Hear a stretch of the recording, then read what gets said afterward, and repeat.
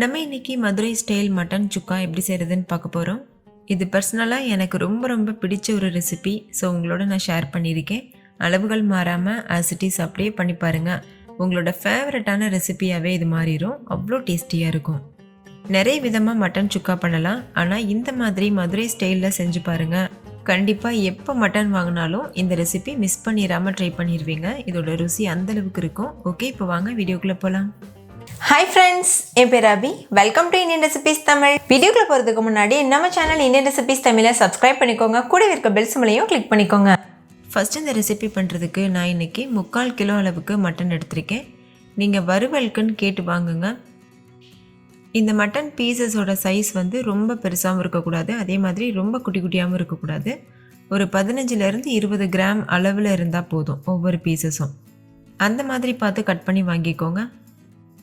ஏன்னா ரொம்ப சின்ன சின்ன பீசஸாக சேர்த்தோன்னா கறி சீக்கிரமாக குழஞ்சி போயிடும். அதே மாதிரி பெரிய பெரிய பீசஸாக சேர்த்தோன்னா அந்தளவுக்கு வேகாது, டேஸ்ட்டும் வராது. ஸோ இந்த அளவில் கட் பண்ணி வாங்கிக்கோங்க.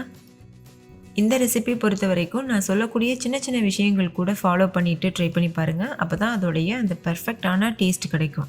ஓகே, இந்த கறியை நல்லா வாஷ் பண்ணிவிட்டு ஒரு குக்கரில் சேர்த்துருங்க. இப்போது நம்ம ஸ்டவ்லாம் ஆன் பண்ணலை, ஸ்டவ் ஆன் பண்ணாமல் தான் இருக்கிறோம். எப்போ ஸ்டவ் ஆன் பண்ணணும்னு சொல்கிறேன், அப்போ ஆன் பண்ணிக்கலாம். இந்த டிஷ்ஷோட ஸ்பெஷாலிட்டியே நம்ம ஃபஸ்ட்டு அடுப்பை ஆன் பண்ணாமல் எல்லா பொருட்களும் மிக்ஸ் பண்ணிவிட்டு அதுக்கப்புறம் ஸ்டவ் ஆன் பண்ணுறது தான் இதோடைய ஸ்பெஷல். ஸோ இதே மெத்தட்லேயே நீங்களும் செய்யுங்க. அடுத்து இது கூட ஒரு 200 கிராம் அளவுக்கு சின்ன வெங்காயம் எடுத்து பொடியாக கட் பண்ணிவிட்டு சேர்த்துக்கோங்க. இது கிட்டத்தட்ட 1.5 கப் அளவுக்கு இருக்கும். இது கூடவே ஒரு சின்ன சைஸ் தக்காளிலையும் பாதி அளவு எடுத்து பொடியாக கட் பண்ணி சேர்த்துக்கோங்க. இதுக்கு தக்காளி நிறைய சேர்க்கக்கூடாது. ஈவன் நீங்கள் தக்காளியே சேர்க்காமல் செய்தால் கூட இது நல்லாயிருக்கும். அடுத்து இது கூட 1 டேபிள் ஸ்பூன் இஞ்சி பூண்டு பேஸ்ட்டு சேர்த்துக்கோங்க. ஃப்ரெஷ்ஷாக அரைச்ச விழுது சேர்த்துக்கோங்க, அப்போ தான் நல்லாயிருக்கும். இப்போ இது கூட 2.5 டேபிள் ஸ்பூன் மிளகாத்தூள் சேர்த்துக்கோங்க, தனி மிளகாத்தூள். கூடவே 1 டேபிள் ஸ்பூன் மல்லித்தூள் சேர்த்துட்டு இது நல்லா மிக்ஸ் பண்ணிடுங்க. குக்கர் ரொம்ப சின்னதாக இருக்குது, அதனால் நான் பெரிய சைஸ் எடுத்துக்கிறேன். நான் பொதுவாக மட்டன் வறுவல் எப்போது செஞ்சாலுமே 1/2 கிலோ கறி வாங்கிட்டு தான் பண்ணுவேன். ஸோ பழக்க தோசத்தில் இந்த குக்கர் எடுத்துட்டேன். நீங்கள் செய்யும் போதே பெரிய சைஸ் குக்கர் எடுத்துகிட்டு பண்ணிக்கோங்க. அப்போ தான் நம்ம கை வச்சு மிக்ஸ் பண்ணுறதுக்கெலாம் கரெக்டாக வரும். இப்போ இந்த குக்கரில் மாற்றியாச்சு. இப்போ இது கூடவே 2 டேபிள் ஸ்பூன் அளவுக்கு நல்லெண்ணெய் சேர்த்துக்கோங்க. நல்லெண்ணெய் சேர்த்துட்டு செய்யும்போது ரொம்ப டேஸ்டியாக இருக்கும். நல்லெண்ணெய் கிடைக்காத பட்சத்தில் நீங்கள் கடலெண்ணெய் யூஸ் பண்ணிக்கலாம். அடுத்து இது கூட ஒரு 1/4 கப் அளவுக்கு தண்ணி சேர்த்துக்கோங்க. தண்ணி ரொம்ப சேர்த்துட வேண்டாம், ஏன்னா மட்டன் நிறைய தண்ணி விட்டு தான் வேகும். அதனால் கொஞ்சமாகவே சேர்த்துக்கோங்க. சேர்த்துட்டு இது நல்லா மிக்ஸ் பண்ணிடுங்க. கை வச்சு இந்த மாதிரி நல்லா பெசரி கொடுத்துக்கோங்க. நம்ம சேர்த்த மசாலா எண்ணெயெல்லாம் அந்த கறியோடு சேர்த்து நல்லா ஒட்டி பிடிக்கணும். அந்த மாதிரி பார்த்து கலந்துட்டு மூடிட்டு விசில் போட்டுக்கோங்க. அதுக்கப்புறமா இப்போ நம்ம ஸ்டவ் ஆன் பண்ணிக்கலாம். ஹை ஃப்ளேமில் வச்சுட்டு ஒரு 3 விசில் வச்சுக்கோங்க. லோ ஃப்ளேமில் ஒரு 2 விசில். அதுக்கப்புறமா ஸ்டவ் ஆஃப் பண்ணிவிட்டு ப்ரெஷர் தானாக ரிலீஸ் ஆகிறது வரைக்கும் வெயிட் பண்ணுங்கள். ரிலீஸ் ஆகிட்ட பிறகு நம்ம ஓப்பன் பண்ணி பார்க்கலாம்.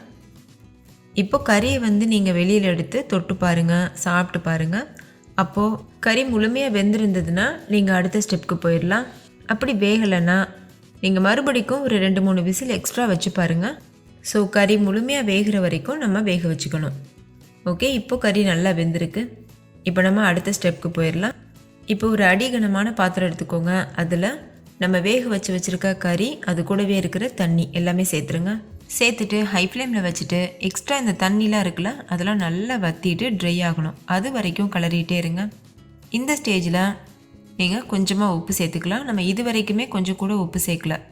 பொதுவாக வந்து மட்டன் வேக வைக்கும்போது முடிஞ்ச அளவுக்கு உப்பு சேர்க்காமல் வேக வைங்க. அப்போ தான் மட்டன் சீக்கிரம் வெந்து வரும்.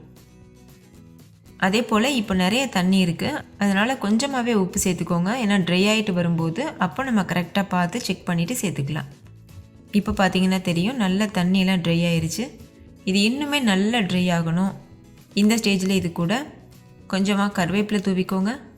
ஒரு கைப்பிடி அளவு முந்திரி பருப்பு தூவிக்கோங்க. சேர்த்துட்டு இது நல்லா வறுத்துக்கோங்க. கரண்டியை வச்சு இந்த மாதிரி நல்லா கலந்துகிட்டே இருக்கணும். ஸ்டவ்வை ஹை ஃப்ளேமில் மீடியம் ஃப்ளேமில் மாற்றி வச்சு கலந்துக்கோங்க. அவ்வளோதான், வறுவல் சூப்பராக தயாராகிடுச்சு. இந்த ஸ்டேஜில் ஸ்டவ் ஆஃப் பண்ணிவிட்டு நம்ம சர்வ் பண்ணிக்கலாம். கண்டிப்பாக நீங்களும் இதே மெத்தடில் மட்டன் சுக்கா ரெடி பண்ணி பாருங்கள். வீட்டில் இருக்க எல்லோரும் என்ஜாய் பண்ணி கேட்டு வாங்கி சாப்பிடுவாங்க. ஓகே ஃப்ரெண்ட்ஸ், இந்த வீடியோ உங்கள் எல்லாருக்கும் ரொம்ப பிடிச்சிருக்குன்னு நம்புகிறேன். பிடிச்சிருந்தா லைக் பண்ணுங்கள், உங்கள் ஃப்ரெண்ட்ஸ் கூட ஷேர் பண்ணுங்கள். நீங்களும் செஞ்சு பார்த்துட்டு டேஸ்ட் எப்படி இருந்ததுன்னு கமெண்ட்டில் சொல்லுங்கள். தேங்க்யூ, பாய்.